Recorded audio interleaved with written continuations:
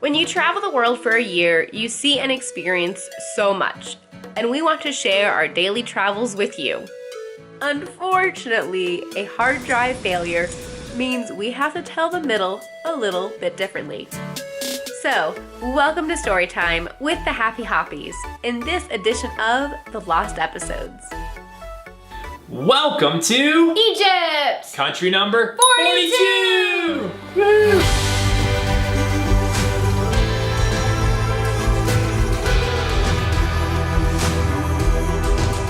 So we flew early that morning from Tunisia to Cairo, Egypt. A funny story happened on the plane. We were surrounded by a group of Tunisian tourists, and right before the plane took off, someone came down the aisle and was handing out gum. And it's early, and I'm not the most observant person, and so I just thought this guy was like handing out gum to everyone on the plane, like a flight attendant. I was like, well, this is nice, look at this. He gave it to the lady sitting next to me on the window side, and then in the middle, I just stuck out my hand and he gave me one. And then Peter didn't stick out his hand to get one. And I was like, Peter, why didn't you take one? And by this point, I'd already unwrapped it and stuck it in my mouth. And Peter goes, Lisa, that's for the tour group. And I just was so embarrassed. I was like, are you kidding me? So, lady next to me, I mean, we can't speak language, and so I just pointed to my gum and went, like, sorry. And she thought it was funny. They were having a good time, very friendly. Yeah, so that was pretty funny. But then, and I think they were actually going to some kind of a conference. They had some kind of badge, and it said something. That's true. I don't know what it was, but some kind of work conference or something. Yeah. When we got to that part of the world, and then later on in like India, we realized that like people, as soon as the plane landed, they were ready to get off the plane and like hurry and like rush to the front. So even if you're in the back, like you just try to get as far as you can to the front. You know, you can't get anywhere. The lady that was part of the tour group in the window seat, she was like, move it, like go. And we're like, we can't go anywhere. And so, anyways, it was funny then too, because later our tour group was like one of the last people to leave the airport because they were getting all these pictures and stuff. And so it wasn't like they were in a hurry after they got off the plane, but like to get off the plane, you're in a hurry. So then we went in to do the immigration thing inside the airport, and they had this little booth where you had to buy your visa. So it was an on-arrival visa. It was like $50 a person. 25. 25 bucks a I'm person. guaranteed. Okay, you're guaranteed. Lisa guarantees it. Only 25 bucks. It could be different now. But we went up to pay, and you know we haven't gotten to an ATM at this point yet, so we don't have any local currency, and we've been traveling a lot, so we don't have US dollars on us. So we hand him our credit card, and he's like, "Don't you have cash?" And we're like, "No." And they don't actually have the ATM there either. It was really weird. Yeah. So I'm like, "Can't you take card?" And he's like, "Yeah, that's fine." So he takes it and runs it. Later on, we find out that he ran it as a cash advance, which of course you get an extra fee charge. So then I had to call our credit card company and be like, look, this wasn't supposed to be a cash advance, but they're like, well, that's how they ran it, we're sorry. And so we were just out that money, but whatever difference it was, and then we just like paid it off. It was like right another away. 35 bucks. Oh my so goodness. Yeah. Anyway, whatever, you know, that fee. And so yeah, have cash ready for that on-arrival visa that you gotta pay for. So then you get a little sticker, it's like a full page. So then we go through immigration, get stamped into the country, and go find an ATM, get some local currency out, and head outside. And on the way out, I'm ordering an Uber to pick us up. We get outside, and there's two soldiers. So first of all, hang on, so this is kind of a local airport. I mean, it's not like the super ritzy, like fancy, newer, bigger international airport that you would normally fly into if you're coming from the States or from Europe. This is something that if you're coming from like a neighboring country, like we were from Tunisia, you know, it seemed a little more local, low-key, yeah, pretty basic. So we get outside, and there's two military dudes, like Egyptian army guys, sitting behind a full body shield, just standing there with the guns pointing out. So that was our welcome. Well, what's going on here, man? It just looked like a military zone all of a sudden. Yeah. So we're waiting for the Uber to come up, and then a local taxi driver comes up to us. And we have our phones out, and so it's pretty obvious that we're waiting for an Uber. And he's like, I Uber. And we're like, and Peter's like, well, great if you are, like, because this guy was taking forever to get to us. He's like, great if you are.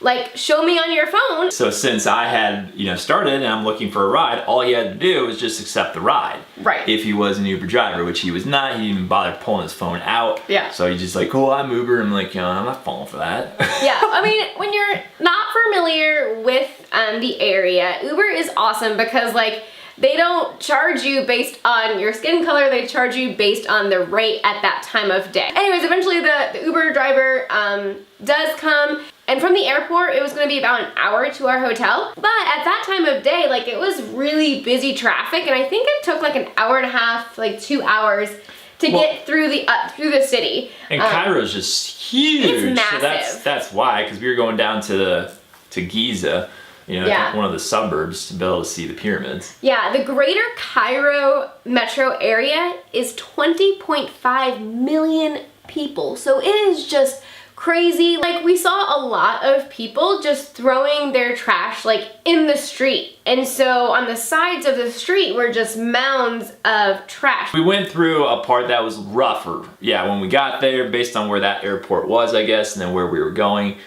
we saw some rougher neighborhoods. It wasn't the nicer part of Cairo. Right. But it's just like any other city. There's cities here in the States or anywhere. You can go to the nasty part of town where it's run down and looks trashy and junky and people have trash out. That's even here in the States. Right. And then there's the nice side, which we saw later on the way out. More on that to come. Right, and so our first impression going in, like, wasn't the best. Trash on all sides of the road. Also, as we were driving along this highway, there were like guard posts and people out of the guard posts, like, watching the traffic go by. And so it was military dudes. Yeah. Again, more Egyptian army guys. Right, and so you kind of felt safe because, like, they're there, like, but it's like, okay, why do they need to be there? And so it just makes you a little bit unsettled. You just feel like you're in a war zone. Yeah. So as we're driving, since we were right next to the pyramids, we have to, like, drive through kind of like the complex to get you to the entrance for the pyramids. And so therefore, there's tons of salesmen, tons of vendors, people trying to get your business, to the point where they are stopping the car. So we were stopped a couple of times, like, going through, and the funny thing was, is our Uber driver, we thought, like, he would just, like, drive through and just, like, wave them off. But instead, he listened to what they had to say, and then once he gave them the okay, then they talked to us, then in English, and we're just like, no. And we were kind of like, okay, come on, Uber driver, like, why are you not shooing them away? But what we later found out is if we would have done something with the vendor that was offering either camel rides or touring of the pyramids or whatever, if we would have gone with them, the Uber driver would have got a kickback. And so that's why he most likely was just, like, letting them talk. And so it's just like, you feel so hassled. We woke up super early. I just wanted to get to the hotel and just get settled. So we finally get to the hotel. So we got checked in, and it was a nice hotel with a great view of the pyramids. You could go up to the rooftop of the hotel, and they had a little dining area where you could get food, breakfast, lunch, dinner, whatever you want. Yep. And enjoy a beautiful view of the Sphinx and the pyramids, like, unobstructed, right there from the rooftop. So yeah, there was amazing. nothing else in front of us. It was just like, boom, there it is. That was just so cool. We really were thinking that once we got settled, that then we would like pay, I think it was like a $5 entrance fee, like, just to get into the complex. And then more fees if you, like, go into the pyramids and, like, tour those. We were planning on doing that on our own because that's how we like to explore things at our own pace. But after the experience that we had of just being hassled to our hotel, we were talking with the people at our hotel and they offered tours. And they were, like, ended up being like $100 per person if we went with them. And we were like, that's a little bit more than we wanted to spend. We were kind of excited for the $5 per person option. But it was just like, if you go in there, you're gonna be hassled the entire time to where it's not enjoyable. And so I know it sounds terrible, but at this point we were just like, there it is, we see it. We're gonna enjoy the view from here. Peace and quiet of our hotel. Yes, and so we actually don't go inside the pyramids.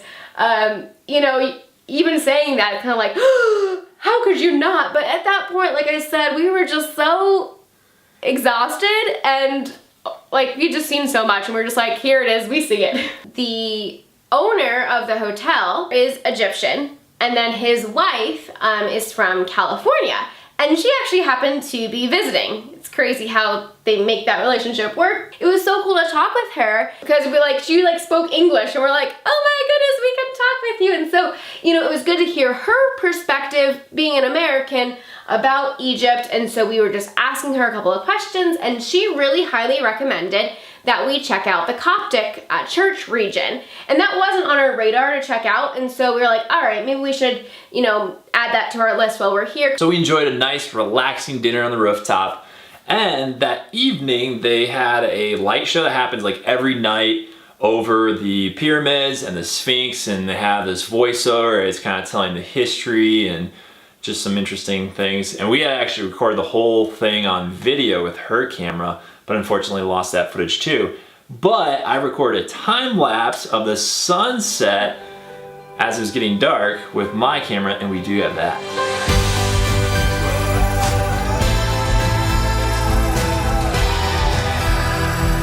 It was a little bit hazy. I wasn't really expecting that necessarily, but that's because you got a huge city, the huge city of Cairo, and the smog that comes along with big cities. And I am allergic to most every animal with fur, dogs, cats, horses, camels, all of that. And when we had rode a camel back in Tunisia, there was only 3 camels around, and I didn't touch the camel. I was sitting on a blanket, and so I was okay. But there, even on top of the roof, with all of the horses and camels that were going through the street, I was having an allergic reaction just at the top of the roof. It was just so many animals. And just to paint you a picture of what the street looked like, because I don't have any video to show you. And then the next morning, we did decide to hire one of the staff there at the hotel to take us for our customized tour, because we didn't go with their tour package. We basically wanted a driver to drive us to the Coptic region, show us around there, and then drive us to the Egyptian museum. We were going to just go ahead and get an Uber. That was our plan. And an Uber to get to one place, and then an Uber to the next place, and an Uber to the next place is not that much. So we're like, well, we're fine just doing that. But then the wife of the owner, so the co-owner from California that was there, she's like, oh no, you want a driver that's just gonna take you from place to place. You don't have to worry about all that. And the waiting. Pay a little bit more. So we're like, okay, we'll pay a little bit more, but basically all we want is just a driver. He can wait for us, drop us off, pick us up kind of thing. But we don't necessarily need a whole tour experience. So they said, okay, that's fine. So we'll do it for this much. But the driver, we could tell throughout the day, was not really happy that we didn't go with the bigger price, because he wasn't making as much money, and so he was looking for other ways to make money. So the first stop. Yeah, and so I think we ended up paying him $45 to be the driver for 4 hours is kind of what we had agreed upon. The very first thing we did was not on our list. It was to this little shop to see how they print things on papyrus.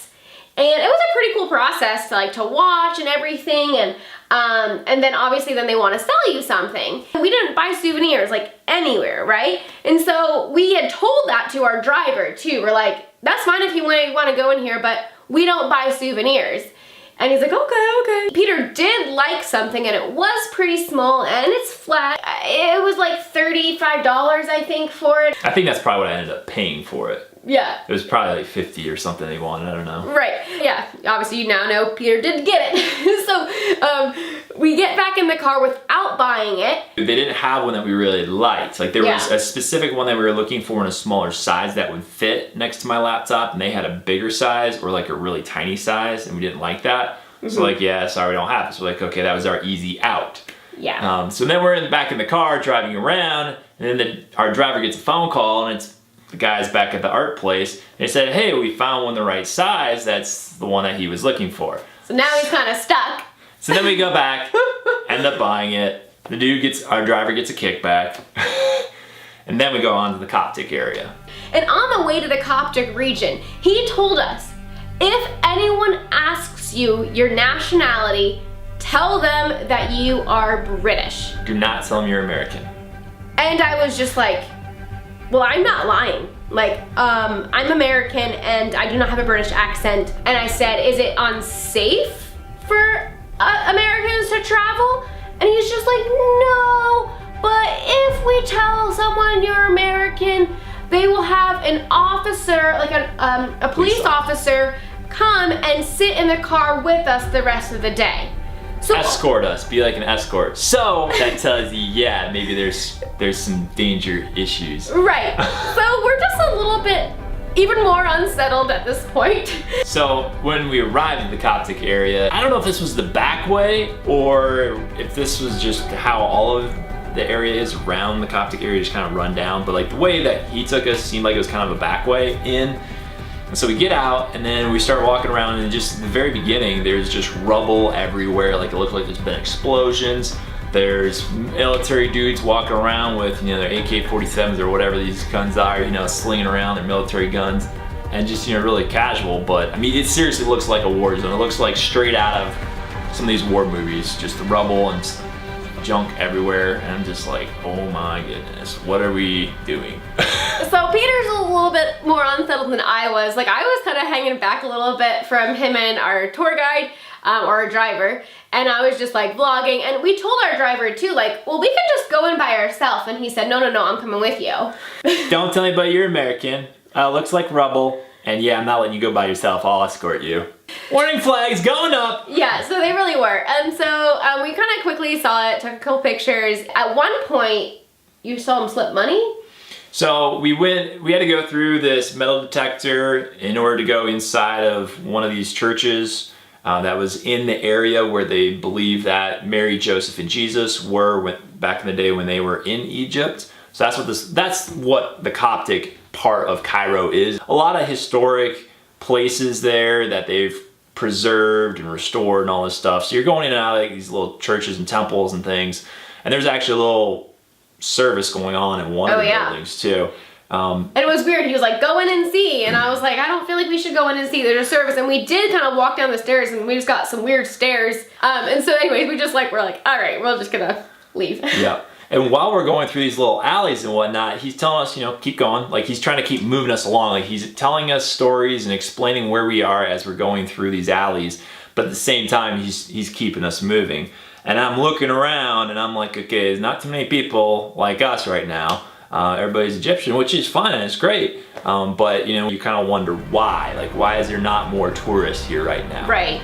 It was a Friday, but who knows if that can do anything. But at some point when we came out of one of those churches or temples, our driver talked to one of the guards that was there at this little metal detector thing and slipped him some money. So I'm like, what's going on here? And then he's like, okay, you know, we were gonna go down one alley, and then all of a sudden he changed, pivoted, and went down another alley. He's like, we're not gonna go down there, we're gonna go this way. I'm like, what would have happened if we went down that way? Anyways. So yeah, we're not sure what happened, and you know, we found that even in the short time we were there, that Egypt is a very bribe culture, and our hotel had been talking about like, you know, doing construction and how like you weren't supposed to be over like 2 levels, but other hotels, you know, were 3 levels. It's just because they bribed enough money to the government, and it's just like hearing all that, just like You just don't know what's going on. Yeah. So we get back to the car eventually, wrap up our time, and we were just like, I was trying to keep him moving too, because he was trying to keep us moving.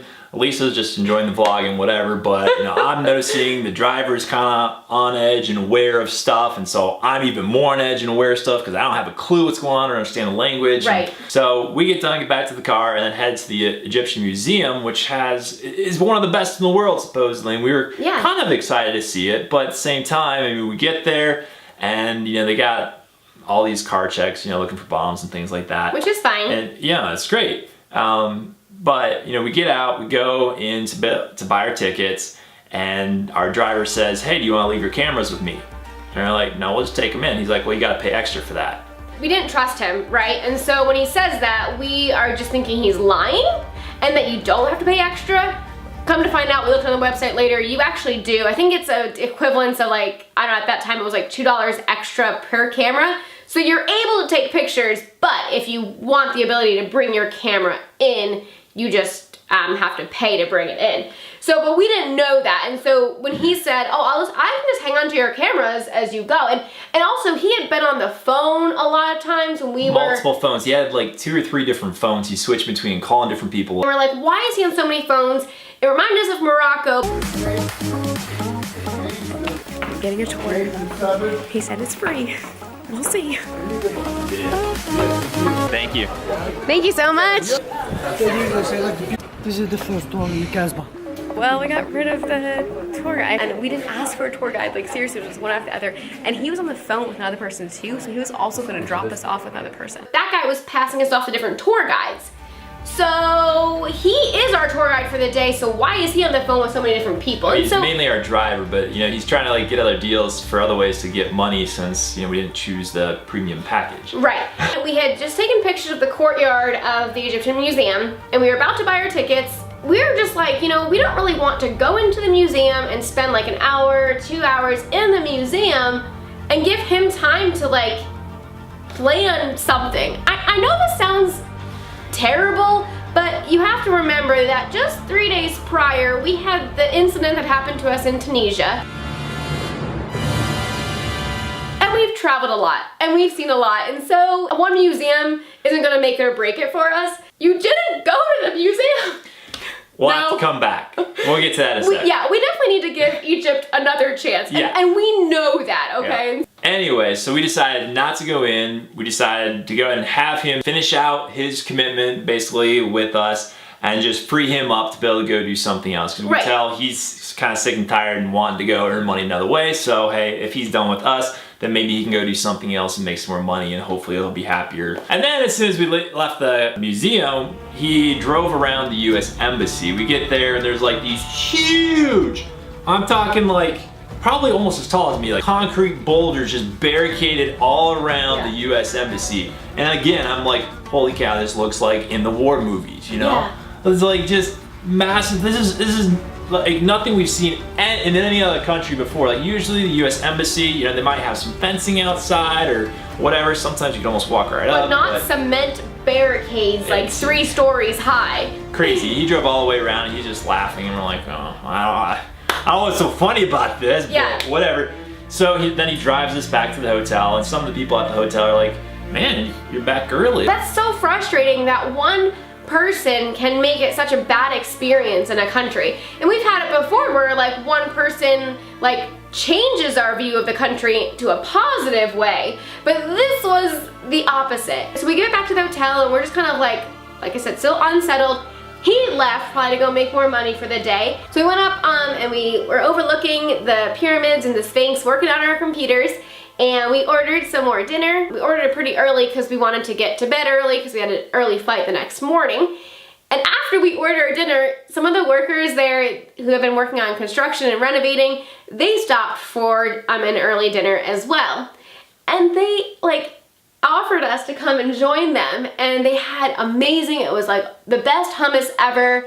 I forget what we dipped in it. Pita bread, probably. I think there's some pita bread. There was a lot of different things. So it's like all family style with all these shared dishes. And you just reach and you just grab a little bit of all these different things and put it on your plate and put it all together. So they invited us to come over and join, and like that experience was like the redemptive factor to us. Like after we had just had this really negative experience with this one dude, this group of like 8 workers invited us to come and join with them, and it was just, you know, Egyptians are also like very hospitable, and like it was just so amazing to have that experience. Yeah, one of the guys spoke pretty good English, and so we were able to have a really good conversation, and we talked to like politics and things. I mean, he was the one that was telling us about the bribe thing with construction. Right. And anyway, so it was really cool. They were just so inviting, so friendly. It was really nice. And it's just a good reminder that, you know, don't ever, you know, take one little experience from one person and extrapolate that to the entire country. Right, I mean, that's not the correct. majority of people in Egypt are amazing and awesome, and you know, you have a few bad apples anywhere you go, or somebody that has a bad day. I mean, our driver, I'm sure, was a great guy and just was having an off day or just whatever. Who knows what was going on? But anyways, the next morning we had another driver from the hotel that was going to take us to the airport, drop us off for our flight onto the next country. And that driver was an older gentleman who was apparently a retired police officer. And so he was like super chill, awesome dude. I mean, our flight was really early. I forget, probably like 5 a.m. I think, or 5:45 a.m. So in order to get to the airport on time, we had to leave our hotel at 2 a.m.